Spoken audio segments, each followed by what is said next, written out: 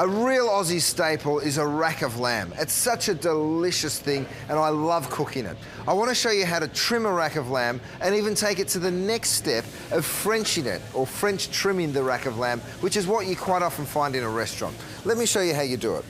You start off with a rack of lamb and you see all of the bones down this side of the rack, okay? On the other side, you'll find a cap of fat and sometimes little pieces of meat. Most of the times you'll find in a meat section is the butcher has gone along and just removed that little piece of meat, okay, exposing the bone. So if I continue to do that all the way down,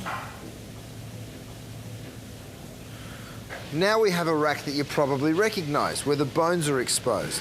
Now, what usually happens is you get it like that and you cook it like that, and the bones kind of go a little bit funky, and I'll show you what I mean. What I want to do is trim them right down so you can put your knife into the rack of lamb and cut right along the bones, removing any excess fat or pieces of meat.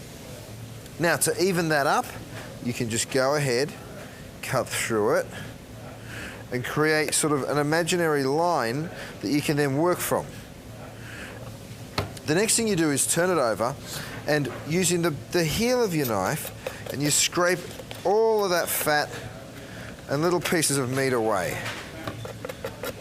Now, a good way to do this is to get yourself an old tea towel, and you literally just grab hold of that piece of meat there that's on the bone, and you pull it away, and then you end up with a really nice clean bone, which means when it cooks, it's going to actually be something nice that you can hold on to and eat from. The good news is when you come into Coles, we actually sell these already Frenched, right? So the butcher does a lot of the hard work for you. You end up with a rack that looks like that. So see these beautiful clean bones? Now, the way to prep it before you actually cook it, you get yourself some foil, and then you fold it in half and just tear it into little pieces, okay? Now, the only thing is that has to be longer than the bone. But you go through there and you're gonna wrap each individual bone and then just fold it over at the top so it doesn't go anywhere. And then that's gonna stay beautiful and clean as opposed to becoming, you know, blackened and disintegrated. So, there you go. That's one way to prep it. Now, the next thing that we're going to do is just score the fat. So you'll see this fat here. I like to just run a knife over the top like that, which just allows it to open up as it cooks, and a lot of that fat is going to render down. And that's ready to go in the oven. Now, the one thing that a lot of you mightn't even realise is the rack of lamb is actually just a big line-up of cutlets. All right, so if you go in, go through the bone,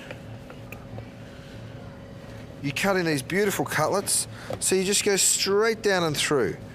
So you can go ahead, slice those up into cutlets, marinate them, cook them on the barbie. So many things to do with a rack of lamb. I'm going to roast this one. Actually, I'm going to cheat. I'm going to half French one rack, and I'm going to show you the difference between a Frenched rack of lamb and a non-Frenched rack of lamb.